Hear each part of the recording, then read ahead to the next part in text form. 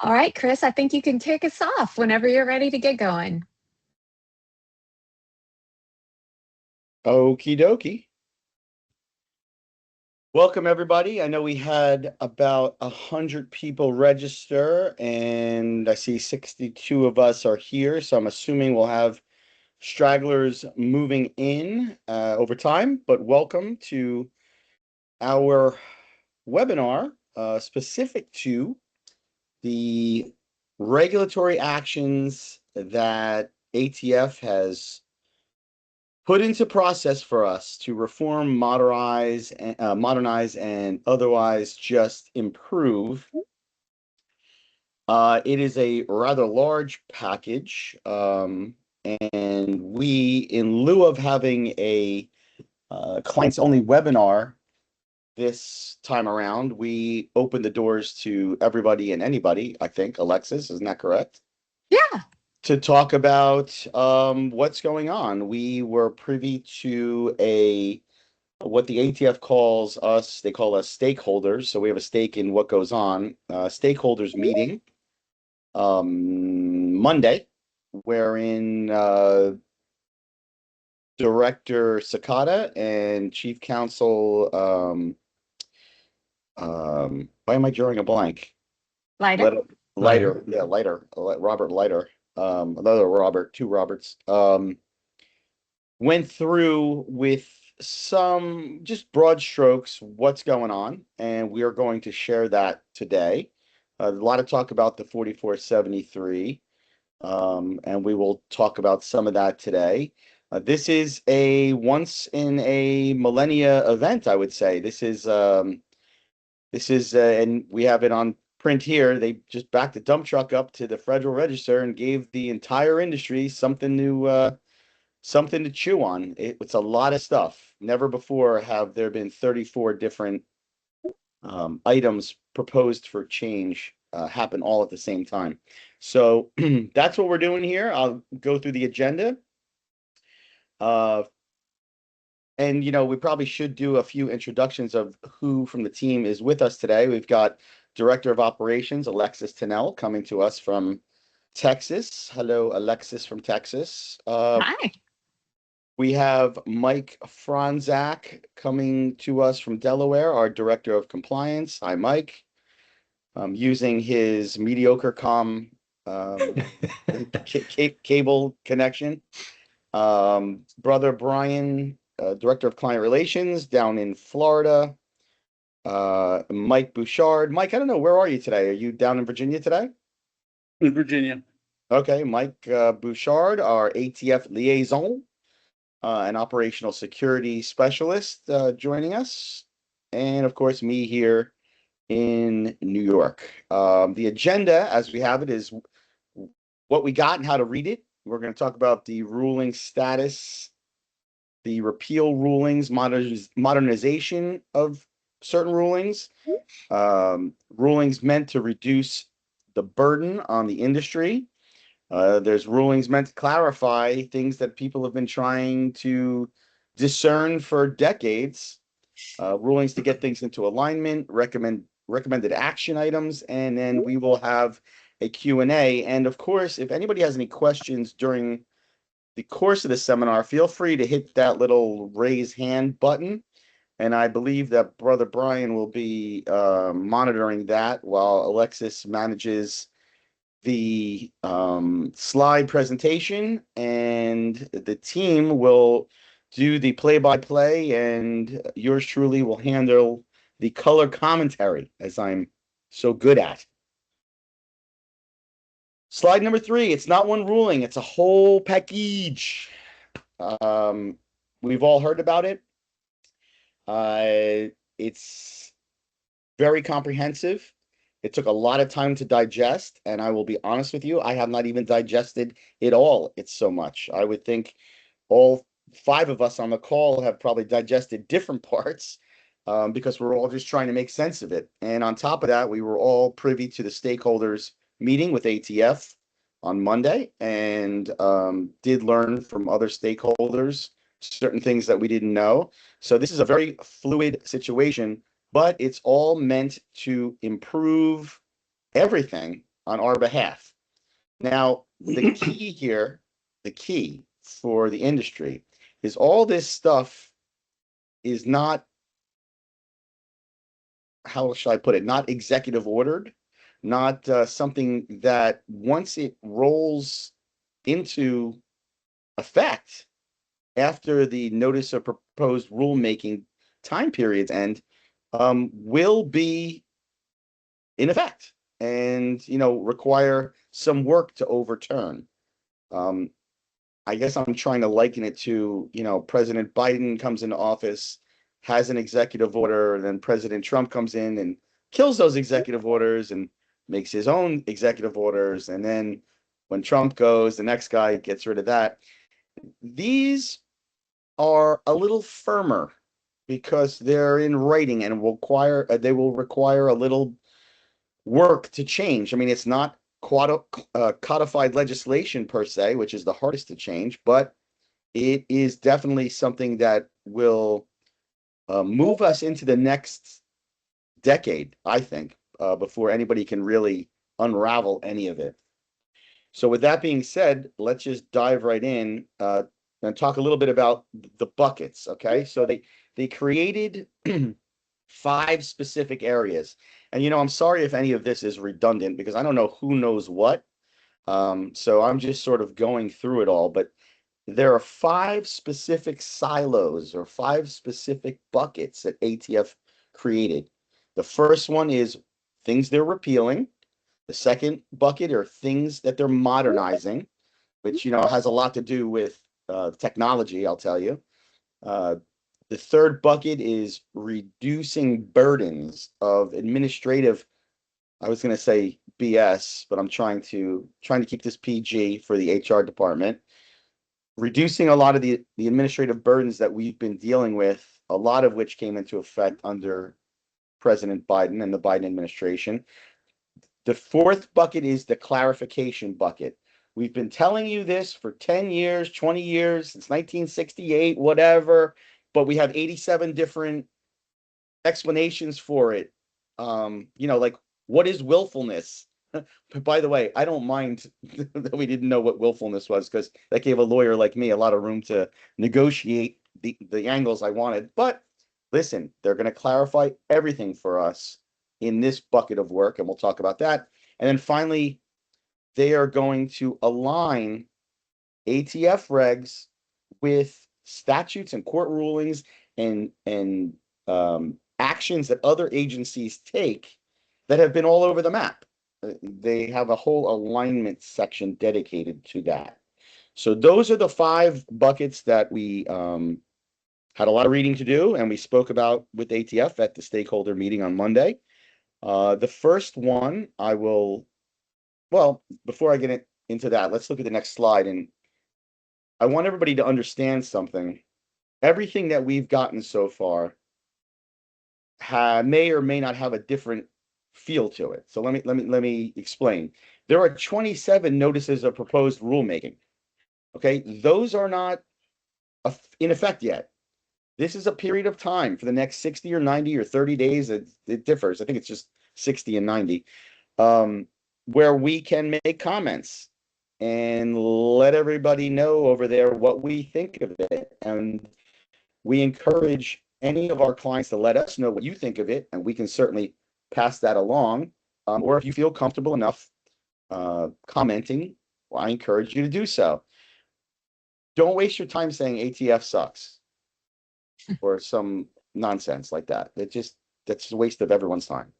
Be productive, or let me know what you're thinking, and I'll help us craft quality questions that will help everyone. Also, there are 6 final rules, and we'll talk about them, and 1 direct final rule, and those are in effect. And those are things that we will let you know, hey, as of right now, here's what's happening. And finally, things that have been, or the publication piece is, I guess it's the 4473. It's figuring out what the final form is going to look like, and we got a preview, and I will tell you, we've had multiple previews in the past year. So we here at FFLGuard have seen many iterations changing, things taken out, things being put back in because someone didn't want it taken out. It's been all over the map, and I'm not 100% confident that the current 4473 is in final. I have a feeling there's a lot of cooks in that kitchen. I do know it's something very personal to Chief Counsel Leiter. He has taken an extraordinary amount of time to try and streamline that form. And I will tell you, the discussion in the stakeholder meeting on that form was, and I say this all the time, everyone who's on the call that's a client of mine knows, there's no replacement for time. So the more efficient and fluid this form can be, the more forms can be processed in a day, and the more revenue can be generated through the sales of firearms, which is music to every licensee's ears, right? It helps with staffing, it helps with operational efficiencies. It's that form basically, takes 45 minutes out of everybody's life that you're never getting back. And they're looking to push it down to 15, which is amazing. And I will tell you, for any of you on this call, and my team will get into this more as we delve into it, any of you who are on paper books, paper records, I'm afraid those days are passing you by. You're basically being moved into the digital age, and if you go kicking and screaming, you're going to be not a federal firearms licensee anymore. It's going to become very difficult. If you're not moved into electronic books and records, you are going to be a dinosaur. So for any folks that, swear by their handwritten books, it's time to change. Hell, I remember when I went from a checkbook and a checkbook register to my ATM card in 1987, because I just went off to college and I thought the world was ending.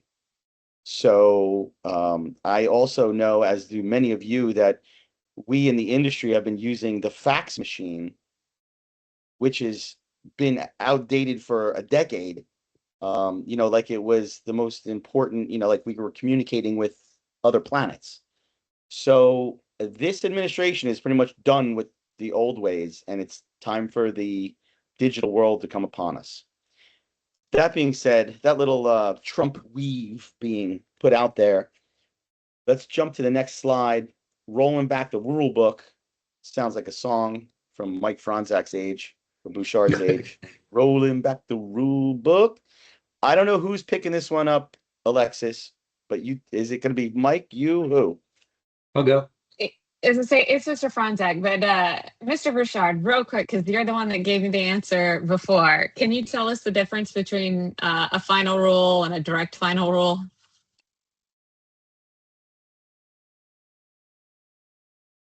Someone? Anyone? Did Bouchard fall asleep? No, I'm not sure I remember exactly what that definition was. Oh, you told me it on such a fly. I looked it up when I sent you the answer.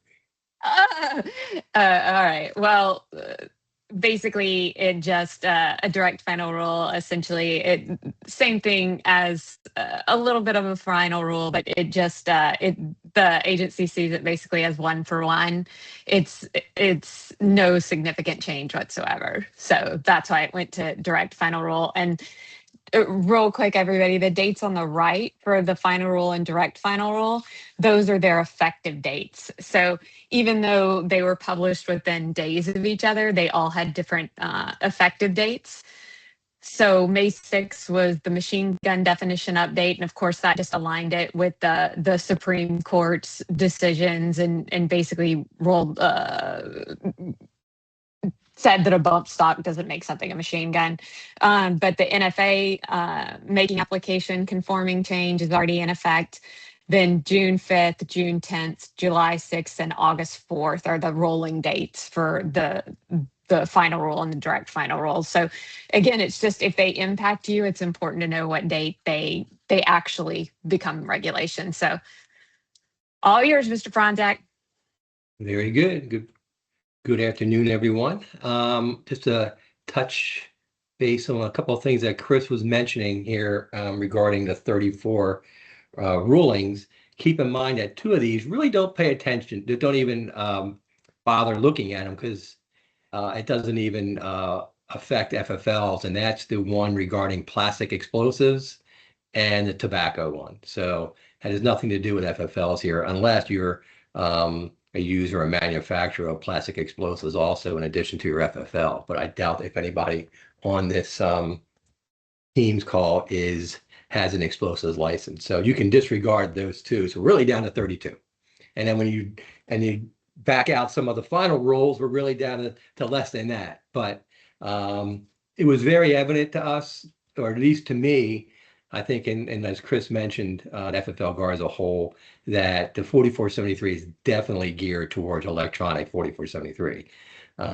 So that is obvious, and he basically, Chief Counsel Leiter even referenced that. Yeah, I think he mentioned that before. I think at the SHOT Show he would love to have more people have electronic records, and it does. I don't want to get off base here a little bit, but it does make the ATF IOI's job easier, and it makes your job easier too, because it takes them less time to conduct the inspections and gets them out of your establishment a lot faster. So keep that in mind. Those of you on the fence of doing electronic records, I would definitely recommend looking into that. It cuts down the number of human error violations immensely, and it'll make your life so much better, and not having to worry about ATF finding errors on the 4473s and and also your inventory. You can use the electronic records for inventory with barcodes, so you can scan QR codes, so you can scan your inventory in if it's accurate per what's on the gun. So keep that also in mind. But that's my take on that, gearing towards pushing everybody to electronic records. Not a bad thing if you think about it. So let's start the first one here. I touched base regarding this group of 4 on our Teams call on Monday. So I may add a little bit more now to that. So just keep that in mind. But the first one is the stabilizing braces. That still gets a lot of mention. I know from our clients at FFLGuard. But basically it's removing that factoring criteria out of the regulatory realm here under the 478.11. The key question here is, it comes down to this. Is the firearm in question designed to be fired and intended to be fired from the shoulder? That's the key item. If it's a buffer tube, you're good. But if you definitely have something that it looks like it could be utilized to fire from the shoulder, and it's less than 16 inches, you probably still have a short barrel shotgun or short barrel rifle. So keep that in mind. That's the short of it right there. I don't want to get into anything deeper and deeper, but basically, again, it's going to change, and under 479.11 in the NFA regs, it's a weapon designed or redesigned, made or remade, and intended to be fired from the shoulder. Okay, so keep that in mind. If it's intended to be fired from the shoulder, less than 16-inch barrels, you've got a short barrel shotgun or rifle. So that has still not gone away. That's still there. But keep that in mind. If you have anything that you think, oh my God, I can start selling these things off the shelves immediately, it may require basically to have the firearm sent in as an NFA firearm, the short barrel rifle or shotgun. So keep that in mind. But if you have questions on that, read that ruling thoroughly to see if anything in here that you don't like. Again, you can, as we mentioned, it's your opportunity to comment on all these. Next one, engage in the business. This is a pretty simple one. They're basically going to go back to the definition under the Bipartisan Safer Communities Act. And I think what this really focuses on here, what it does is, you're engaged in business. You repetitively obtain firearms and you repetitively sell firearms. But here, what they're really getting at here, what they're adding in is what ATF has tried to do for years, was utilize an FFL who goes out of business. Because ATF used to give letters before this kind of thing came forward to FFLs who went out of business, saying if you continuously sell firearms that you signed out to yourselves in your A&D books upon going out of business, then you are still engaged in a business of selling firearms and need a license. And you can be prosecuted for selling firearms without a license. So keep that in mind. It has a lot to do with the former FFLs, responsible people who get firearms from the business upon that business going out of business, and you then continuously sell those firearms. So that's something to keep in mind. I mean, it also affects some people who are on GunBroker, for instance. And if they're repetitively selling firearms on GunBroker, are they engaged in the business of selling firearms? Absolutely. Do you think ATF looks at that? Absolutely. So it's some things like that are coming into play. It may force some people to get a license now, but it I think mainly focuses on those entities who are going out of business, and the responsible people and owners continue to sell firearms. Let's go next to the machine gun definition. Mike, before you this is move an on, interesting one. Mike, before you move on, the engage in the business, that's going to be another thing that it's going to be wherever the traces are coming back. So it's going to be, if they're starting to see a lot of traces, then that's going to be a red flag for ATF to start looking at that person about whether or not they're just selling a couple of guns from their collection or if they're really engaged in the business, particularly if they're showing up in the hands of criminals really quick. Thanks. Yep. And like Mike, thanks, Mike. Repetitive. That's the key. One or two, not a big deal, but if you repetitively continuously sell guns, that's what you got to worry about if you don't have a license.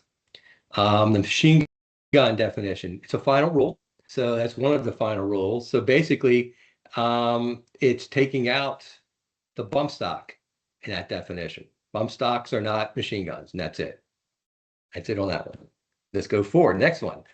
And this is the easy one too, removing the Youth Handgun Safety Act, that FFLs no longer, it's not a requirement anymore to provide that written notification to each handgun purchaser. So that was removed pretty easily. I think there's not a FFL who's going to complain about not having to give that out anymore. So thank God, less printing. I think the ATF's concerned today, we don't have to print that anymore. It's less money we gotta pay to the government to print these documents off. All right, next one, Alexis. It's still an NPRM though. That one isn't final yet. Yeah. The big one, there it is. Revising the 4473. That's an NPRM, which this one may take the longest to become final, just because the sheer amount of comments that are probably going to come in, good and bad. ATF has to respond to each comment. Keep that in mind. And if the more comments come in, the more responses go out. It takes a great deal of time to do that. Now, if it's the same type of questions, issues, and they could probably send that answer out in multiple, ways to whoever asked or pointed out certain things. But I just got a feeling it's going to be all over the place on this form. We're not going to have only a few things that people are really worried about, because in the past it wasn't a major makeover.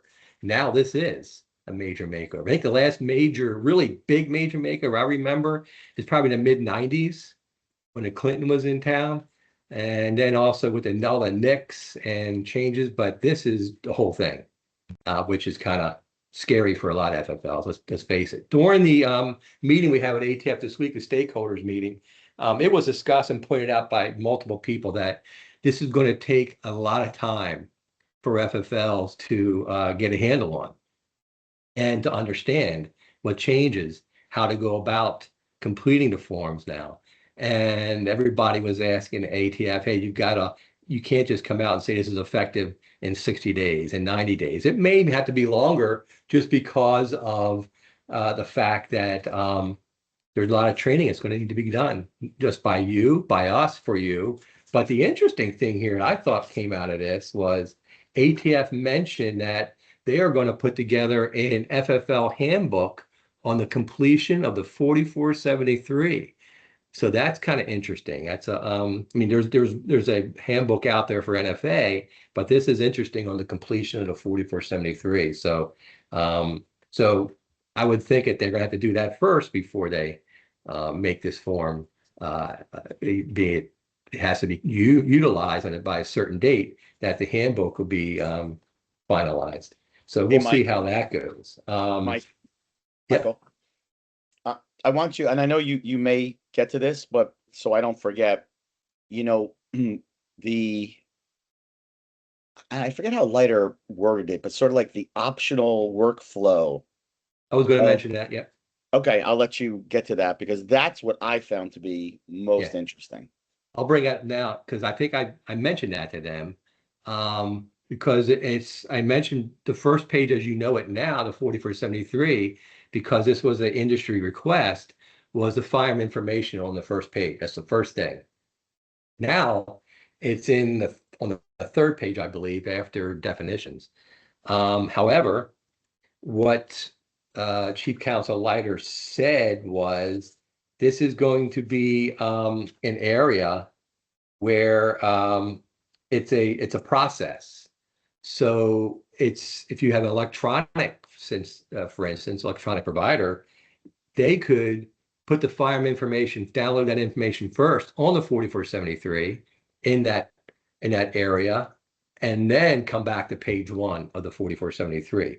So they said that they're going to let the electronic software providers who will probably have a lot of input on the 4473, hopefully they have a lot of comments on this, how it affects that whole process. But they are going to be able to let them utilize whichever way they like that format to go. Firearm information first, but then before the next check gets completed, page 1 of the new of this proposed draft 4473 has to get done first before the next check is completed. But that firearm information can be done first still, like it is now for a lot of you who have electronic records and manual too, if you put when you put that information in now. Do you have anything else to add on that, Chris? No, I don't. I just wanted to make sure we touched on it because I thought it was relevant that the workflow could be adapted to what's best for the licensee, which to me in spirit is a level of collegiality, I guess, or a level of cooperation that I mean, Mike, you and Mike were there for three decades, both of you, or damn near close. And I've been doing this for 25 years. I don't remember any level of flexibility in doing a lot of things. So I thought that's what struck me the most. Like, hey, what makes it best for the licensee in order to really get through these forms and move the process along? Yep. Yeah, I think exactly. Again, Mike. Yeah, one of their goals is to let things auto-populate too, so you don't have to keep entering the same information that you can. If you're using an electronic system, once you scan a license, it'll auto-populate a lot of the sections and speed things up. And I thought about it in that. Thanks, Mike, for that too, because I thought about the state of Texas because we had that come up last month, I think, with the hunting license, where their hunting licenses all went through and are all digital now. And the current version of 4473, well, no, you can't use a digital one because you have to print it out, or something. We settle for what they needed to do in the state of Texas for their hunting license. However, now that could be downloaded on this new 4473. So that's the beauty of that. They're taking into some of these documents, driver's license, auto-populate, all these things they're taking into consideration now, which is good, and attach them to the record. So that you're exactly right. A lot of auto-populating, hence pushing people electronic records to do that. One thing they mentioned too, which I didn't see in the ruling, but like if you have a lot of repeat customers, they're saying this could auto-populate that information into another 4473. Now, how that plays out, I don't know. My opinion is that I think you still get you still look at the driver's license every time to make sure, or the digital one every time to make sure you get it.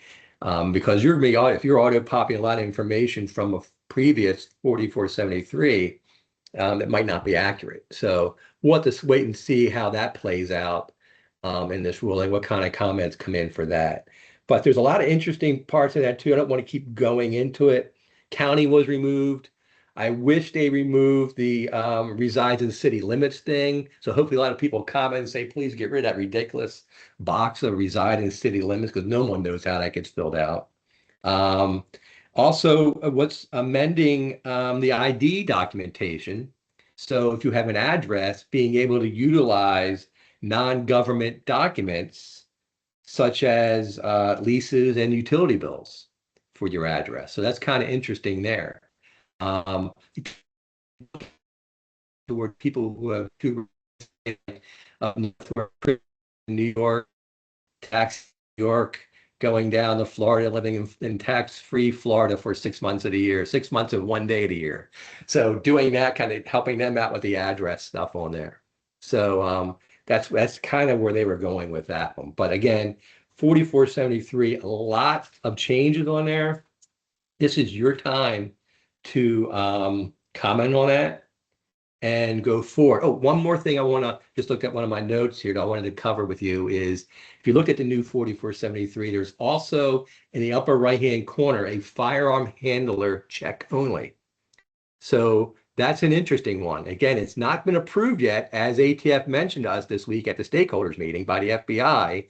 They're hoping, he said, to get this approved by August. I wrote down, he stated August, so we'll see how that goes. But again, that's for employees.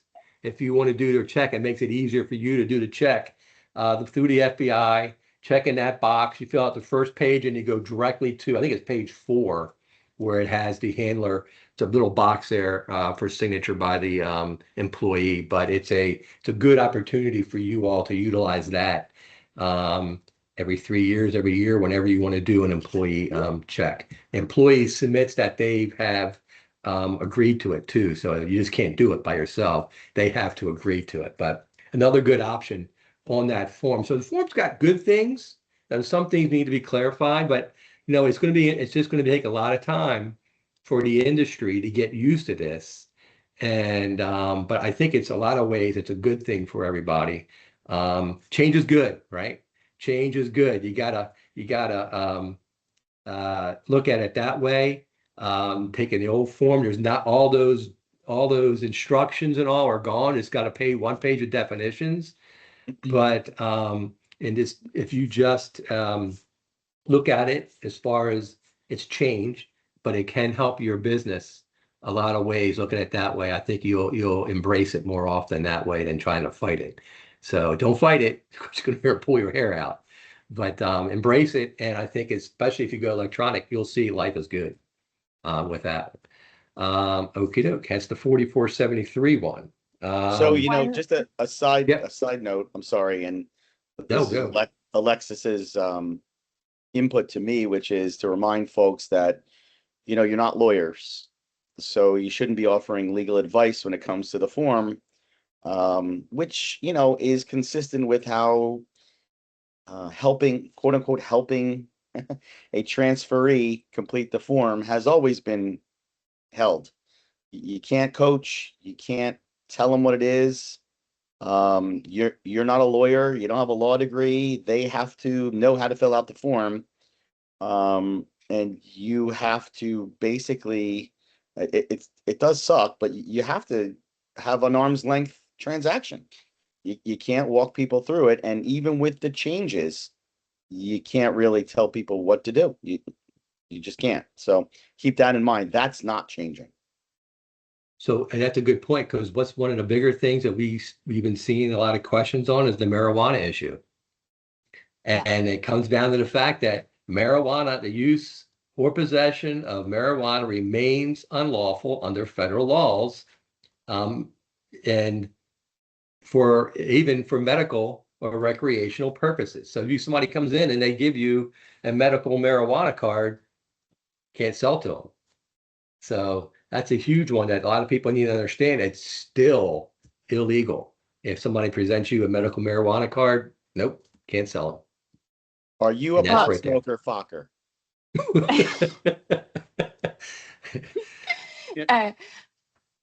Go ahead, Mike. Yeah, just one thing I mentioned it Mondays, if you know your customers better than anyone. If you think you're going to be spending a lot of time trying to explain things to them, particularly if you look at the definitions or things that they're going to have to answer, make a comment about, this is why it's going to be difficult for you, and make a suggestion about how that language could be clearer based on the knowledge of your customers. Yeah, let the ATF know, like, hey, if you could explain this a little more or explain it a little differently. They want to hear that, because obviously the whole point of the new workflow options and all of that is to make it faster and easier. One tiny point I want to add, though, is never assume your software provider is accommodating every possible change or, service. Again, like it says here, 4473 changes or where good intentions go to meet bad software. And I say this just cautionarily. The last massive 4473 change, some providers didn't accommodate it appropriately. And it left a lot of FFLs in a serious bind, and ATF on their doorstep with lots of questions. Ask your provider, what are they going to do? How are they going to accommodate it? When are they going to accommodate it? As well as how are they going to test for compliance? Again, these are things that maybe you haven't thought of asking before, but with changes this massive, 34 rulings is about the number of rulings ATF issued in the previous 20 years. In software development terms, 20 years ago, the first iPhone wasn't even available yet. So again, it's huge. Don't assume. Talk to your software provider and say, hey, what are you going to do and when? It doesn't necessarily mean you need to drop them and find something new, but you certainly need to know what their plan is and what their roadmap is for delivering. Because especially with something like, the ability to scan a driver's license or something like this, that's a lot of development. And if they may not be able to accommodate it when you'd like. So just understand ahead of time.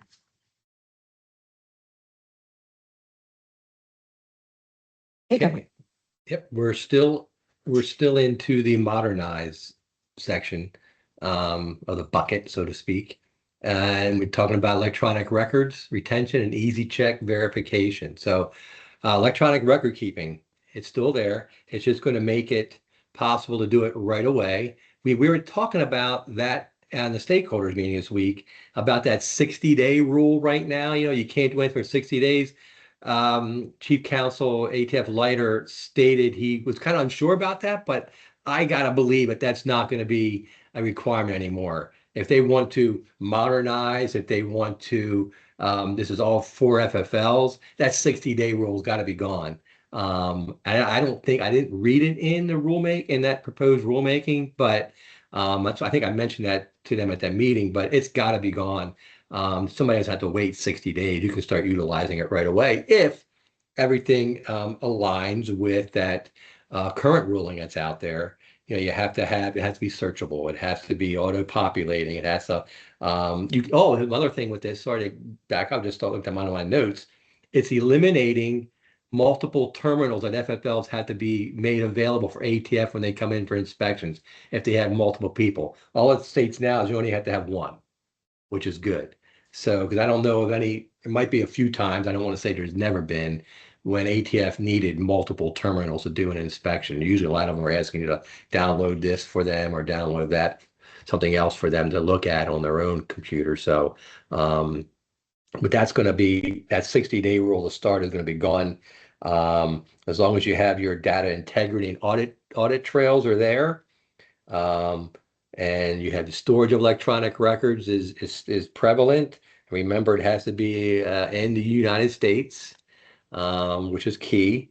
And one other thing they mentioned in this that was for this one is if the system is temporary unavailability of electronic record keeping system. If your system is down, you can use paper forms for 10 or fewer calendar days. So if your system goes down, they're letting you, in this ruling states, you can use electronic record keeping paper forms for 10 or fewer calendar days. So that's kind of big. And I know, Alexis, you probably have a comment to make on this electronic record keeping, I'm sure. Yeah, I mean, just again, they're really doubling down on it. They're actually putting it into the Code of Federal Regulations, what is allowed and how it should be done. And they want to move to allow cloud storage as far as more universally without the need for the daily backup. Again, on premise. Again, nothing's finalized yet, but I would really encourage everyone to make the comments on those as necessary, because electronic is one of the only tools I've ever seen actually improve compliance. And if you're not using it, there's no time to wait. So again, the whole, as well as disaster recovery planning, vendor support obligations, etc. ATF doesn't regulate software. They regulate FFLs. So keep that in mind as you're reading these rulings. Remember that the software vendor isn't going to be the one to come save you, because they have no authority over them. And just the Easy Check license verification, it is effective August the 4th. We still have some questions with ATF about exactly, a downloadable list, etc. But just know you won't no longer have to have a signed copy of the FFL in your hand before you do the transfer. The Easy Check validation is sufficient. So, but that's actually using FFL Easy Check, that website, as far as we understand it now. We are waiting for further clarification, though. So that's something we're, really excited about. Okay, here's the, so we've got some other ones here going to be very quick. The next two under this bucket, revising non-over-the-counter firearms transaction ones. This is currently done right now for in-state. If you're a resident of the same state as the FFL, you can do that right now. If you currently have a recognized NICS alternative, like a concealed carry permit. What this is going to allow is going to be allowing other people who don't have concealed, say, for instance, concealed carry permits, to also acquire firearms from an in-state FFL, utilizing, and this is another, I'm not going to go into details of this. You can read this in the rulemaking yourself, utilizing a digital identifying guidelines that are established by the Department of Commerce, National Institute of Standards and Technology. So I'll leave it at that. It's probably going to take out the part of that for people who aren't electronic records, because I don't know if you'll be able to do that. So but look at that in closer if you want to look at, if you wanted to do some of those sales transactions for that. So let's go to the next one. I think we're in slide, which one we in now? NFA, okay. Interstate transport. Okay. This is, we're going into the reduce the burden bucket right now. With these 1, 2, so I get 5 of them, I think. But basically, interstate transport and temporary export of National Firearms Act records. That's that Form 5320.20. Basically, if you're doing what they're saying, short-term transfers for NFA weapons, 1 year or fewer, you don't have to do it anymore. Anything longer than that, you have to submit the form. Done for that. The next one is the joint registration for spouses under National Firearms Act.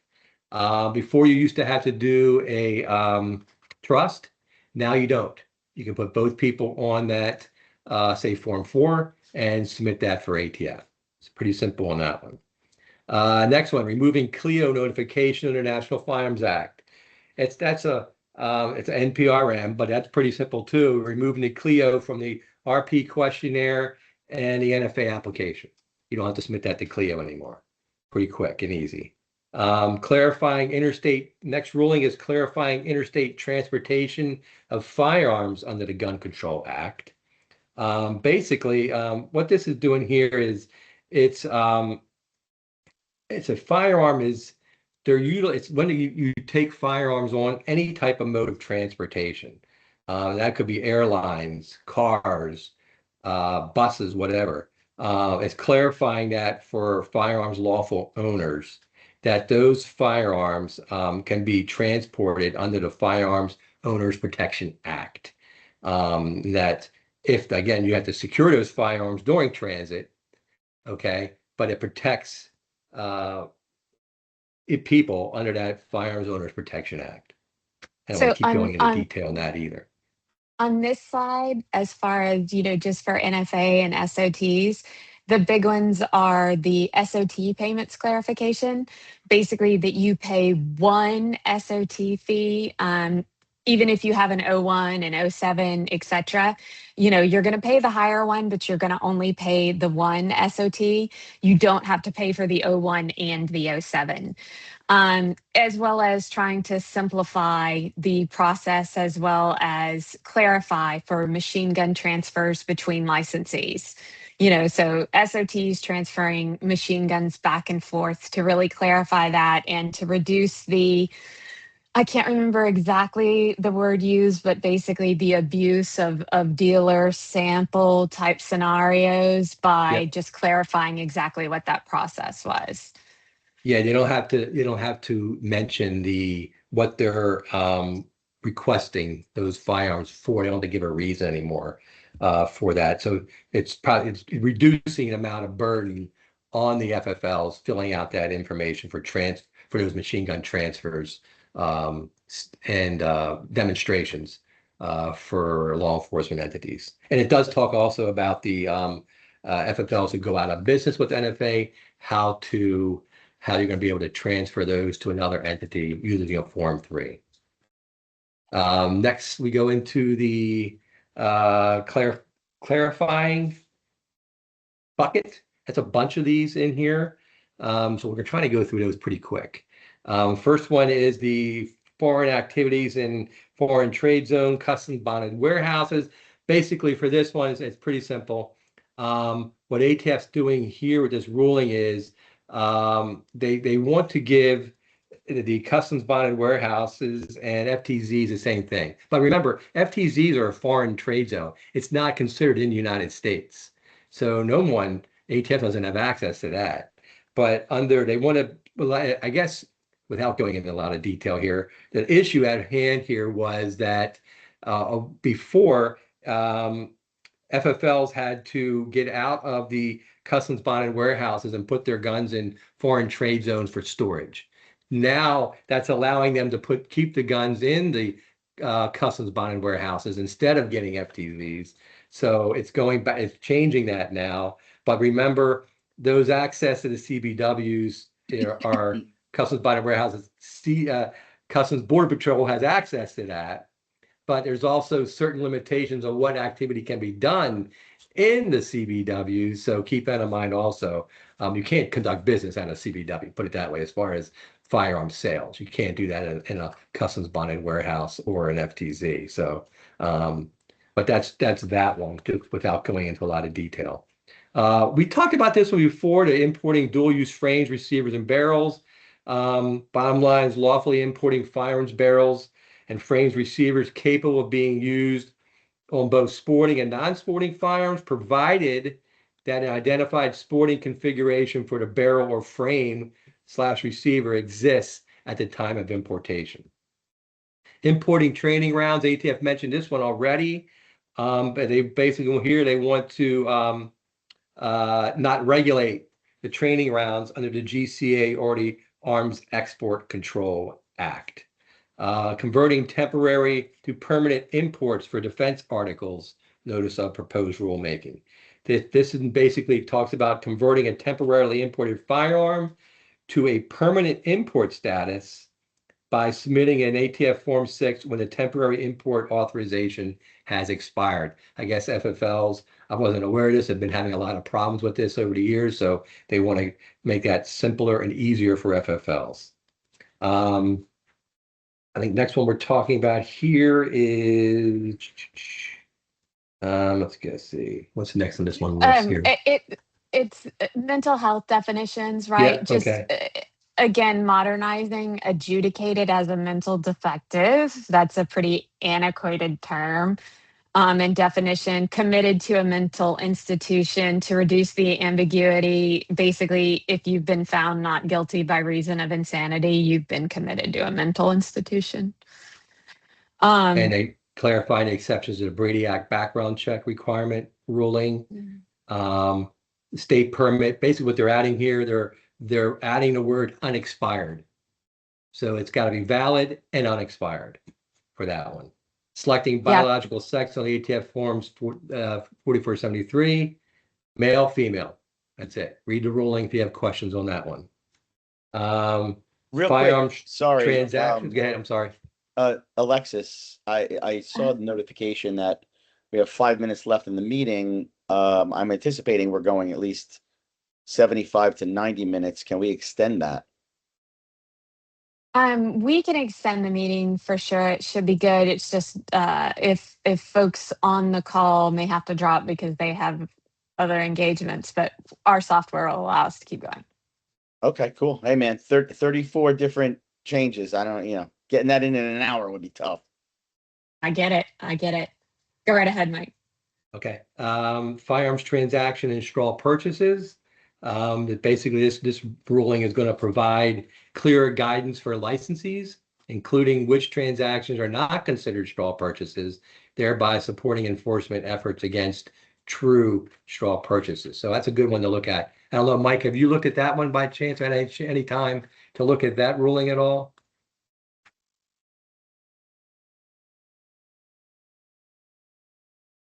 I think one of the biggest things in it is that it clarifies between husband and wife that it doesn't matter which one fills out the form or which one pays, as long as neither person were prohibited. It also explicitly states gifts are acceptable, but it does clarify that between husband and wife, as long as neither were prohibited. And I've stated that for years, Alexis, against some of our ATF attorneys, that if I buy the gun, fill the form out, and my wife goes and pays for it, who cares? The gun's for me. I bought it. I didn't buy it, but she paid for it. But I filled the form out. I was the one looking at the gun. So that was, I know you had, there was a, not to go in any deeper, but you had people in ATF attorneys on both sides saying, no, that's a straw sale. Another one saying, no, that's fine. So it's just like when you go to the store, if my wife's picking out 10 dresses and 20 pairs of shoes, and I end up put my credit card and I pay for it, it's not for me. So same kind of thing. But no, it's that's an interesting one right there. It should be in black and white though for I everyone. Agree. I agree. Yeah. I agree. Sorry, I couldn't get the mute thing off. Yeah, ATF really doesn't care too much about those husband and wife situations unless one of them is prohibited. Problem you get is when the two of them are at odds, and one's saying they're using that kind of stuff to fight against the other one, but the ATF's not paying too much attention on husband and wife type things because you both live together, you both have access to the gun, so it's not going to be a big deal. Very good. Yeah. The next here is business premises, willfulness, and core compliance definitions. Business premise, and I know, Mike, you can speak to this a great deal. It used to be, you had two different physical addresses. The United States Post Office or the plat said this is address 101 and this is address 102, and you were supposed to have two different FFLs.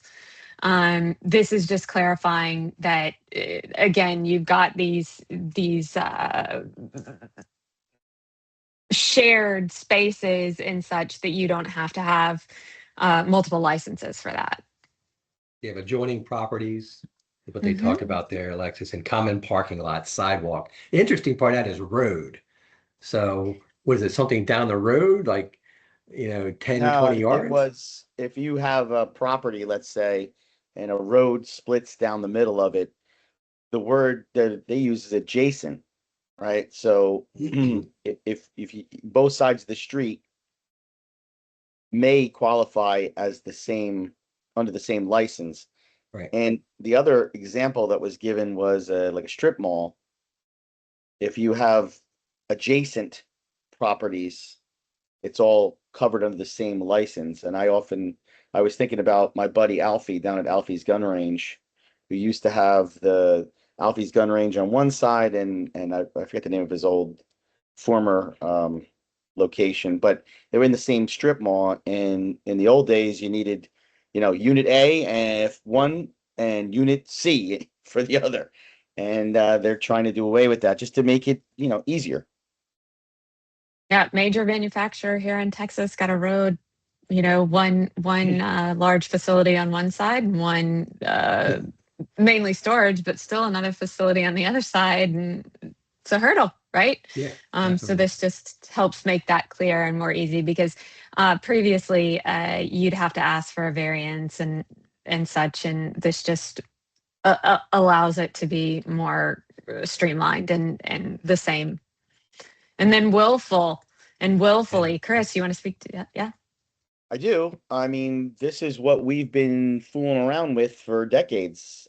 Different jurisdictions would have different holdings as to what was willful and what wasn't willful, or what would mitigate willfulness as opposed to exacerbate willfulness. And now they're coming to a more common sense approach. You knew it was wrong and you did it anyway. I mean, I've been saying for years, that's what normal people think willful is. Not, you should have known and you didn't know. And no, you knew and you did it anyway. It also And formally says if you keep letting something recur. yeah, then you're purposely, putting your head in the sand. So, this has pros and cons for me because, again, I'm a lawyer, so I like to adapt and overcome as the situation, requires. It was always a nice argument to say, yeah, I know what this jurisdiction here says, but four other jurisdictions say something different. You can always find the nuances in there. This is trying to make a bright line rule. And you know what? Maybe that's what we need. And this is the key element for somebody who's under a revocation notice of proposed revocation.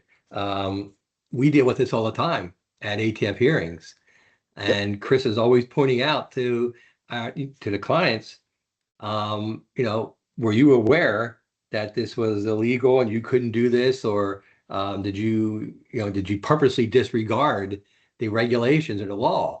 And it looks like they're taking out that purposely disregards in this definition here, but still, that's how we save a lot of FFLs here, because ATF's got to prove that you totally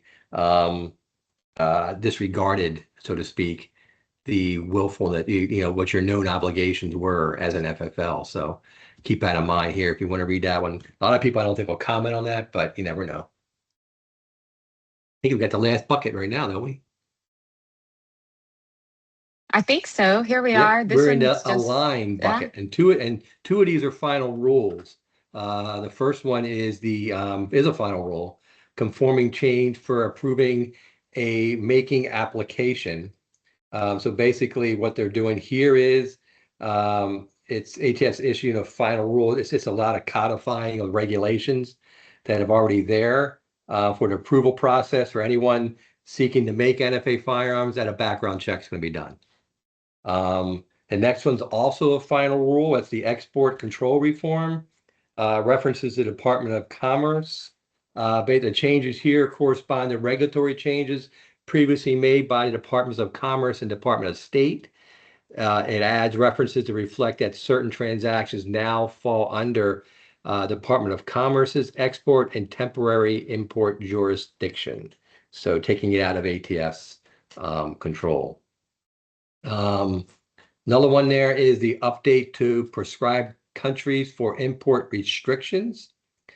This is ensuring that ATF's import restrictions remain current and consistent with the State Department. So they're not going to do their own. It's going to be under this, whatever the State Department's restrictions are, is what they're going to follow. And the interesting one, I didn't really realize this one at the time when I saw this ruling, but now I do.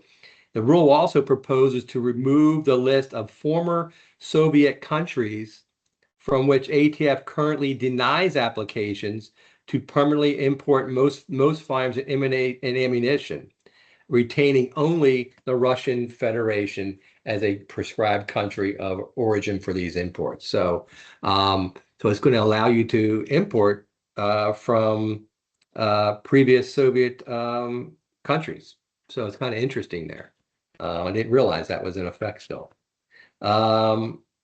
Adding component definitions under the, let's go to changes to National Firearms Act tax remittance provisions. This is what happened under the big, beautiful bill, where a lot of people are enjoying it right now with the no tax on the suppressors, which is why suppressor sales are skyrocketing nationwide, saving a lot of FFLs butts, making a lot of money for you all. So you don't want that to go to the GCA, because then the price is going to come down. So, but that this is just, again, this is a final rule, and it's amending the regulation to reflect changes to reduce the tax remittance rate for certain NFA firearms, like the suppressor. That's all I got. I need a drink of water. I bet, yeah.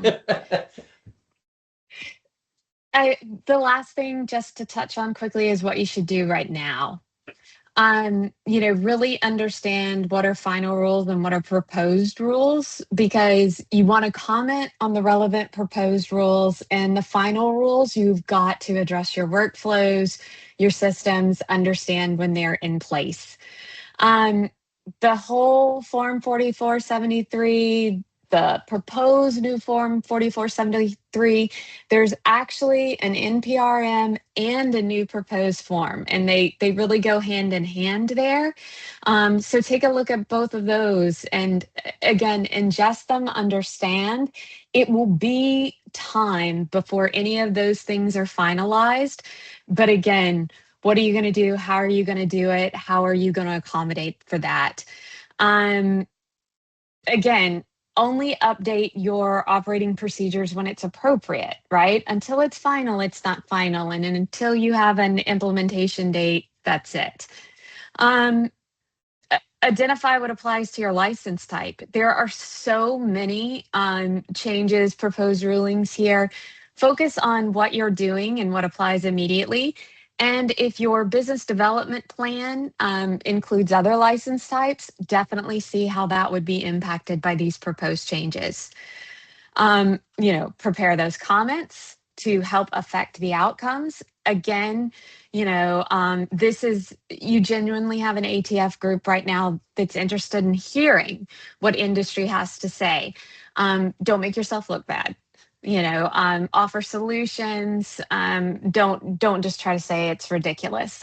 They appreciate that there's a lot of sentiment like that out there, but comments on these isn't really the time to share that. Again, use counsel and compliance support, right? If you're not sure what it means, don't assume.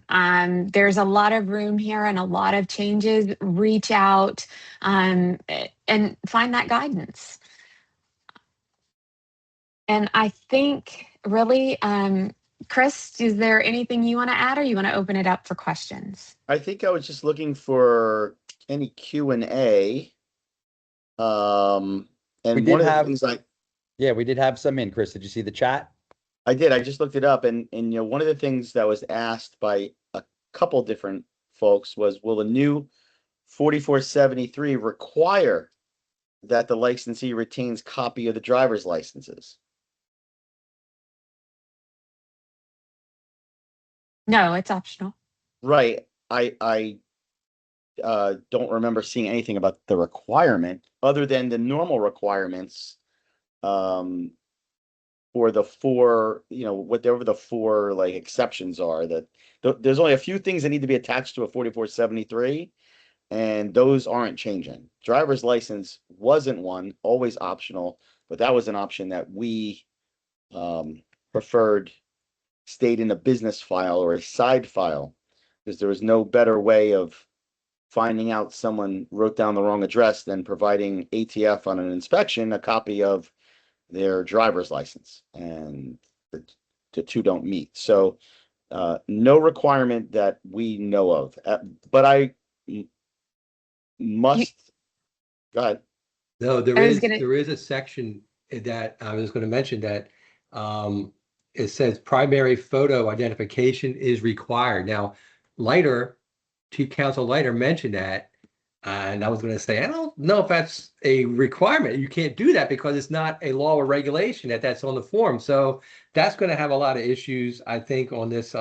That's the only one on there that says it's a primary photo is required, is that one. I don't know if that's a typo or what, but it did say in section 7 attachments that has to be attached, which is strange. And I think this is something that industry would want to comment on to make it clear.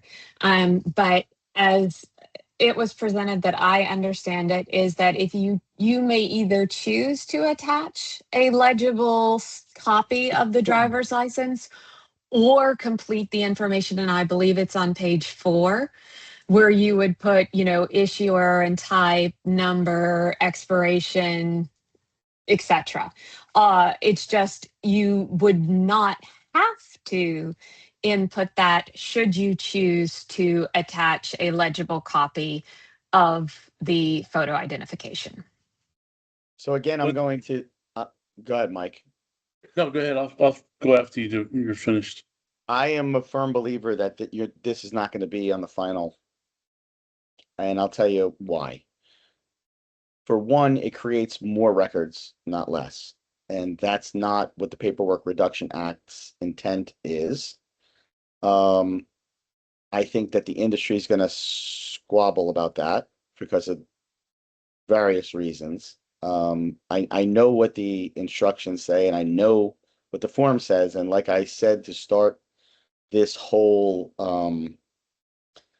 kick off this entire webinar, I have now seen 7 iterations of this 4473.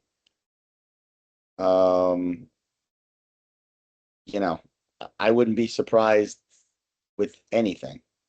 I see. I think Bradley's making a good point right now in the chat about the language being vague.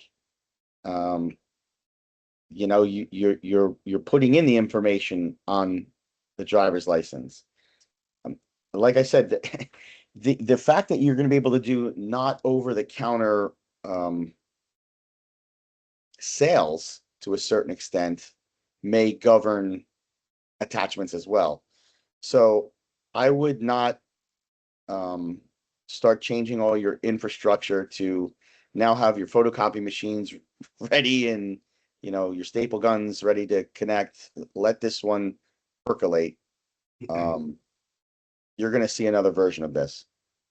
And you know what, Chris, this is a good example here of why there needs to be some instructions, right, behind that, so people can go to that and understand, okay, this is what happens if I take a digital license, if I don't, if I take a hard copy, this is what I need to fill out. So it's not clear on this the latest version, put it that way. But you know what? I will say this.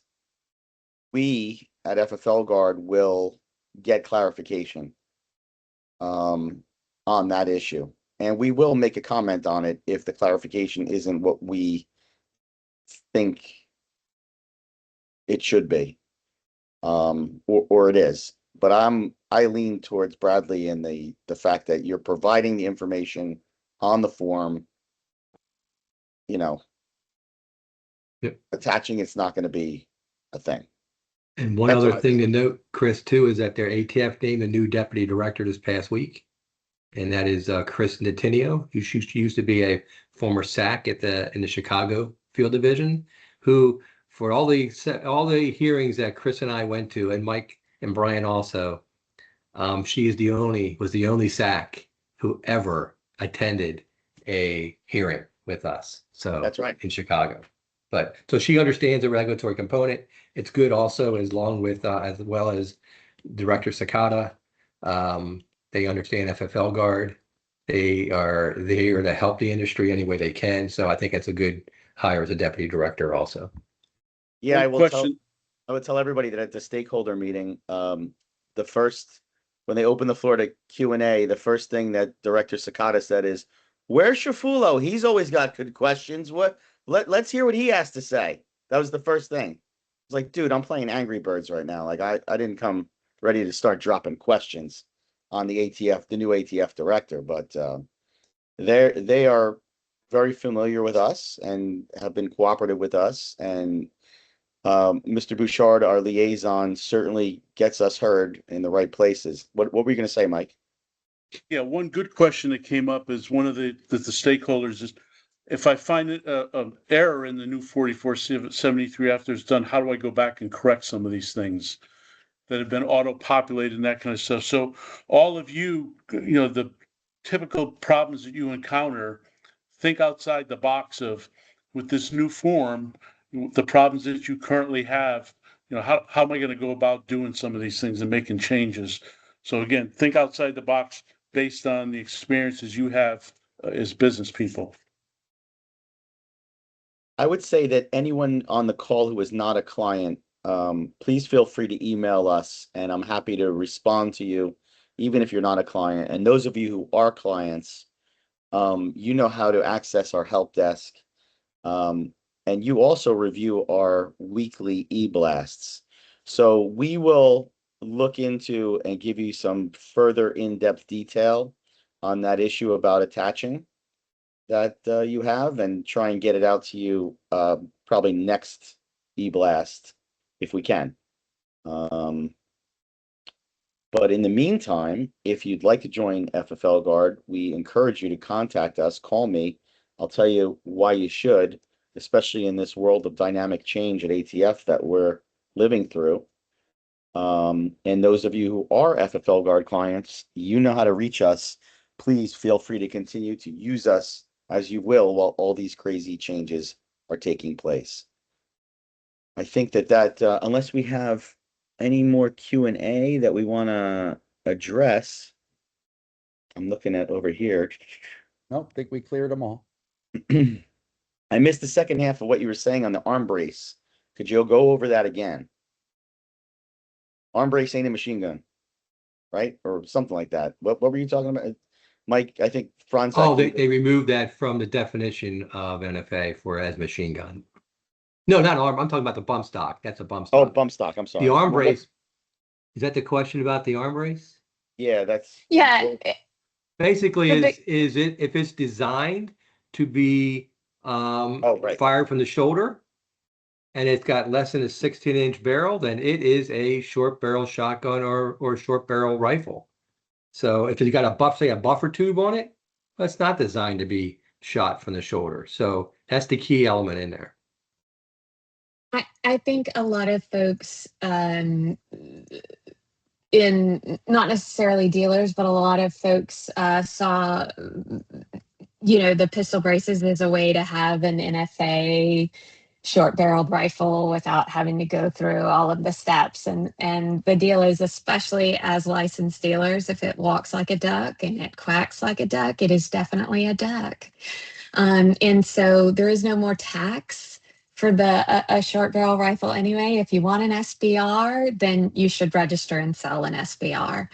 As far as customers shouldering items with pistol braces and such, ATF still has the authority to determine what is and is not an NFA firearm, and you're shouldering it, even if it's a quote unquote pistol brace, that's what makes it short barreled. With that said, I think we can close it out at 80 minutes, not 75, and not 90. And yes, we will repost this for our clients on FFLguard.tv connection somehow. But non-clients, you got to join us to be on the team to get access to it. We appreciate everybody's time. We appreciate the fact that there's a lot of change and a lot of things to adapt to. And I want you to know that we are here for you to help you out. Until next time, next go around, thank you very much. And we will catch you on the backside. Thank you.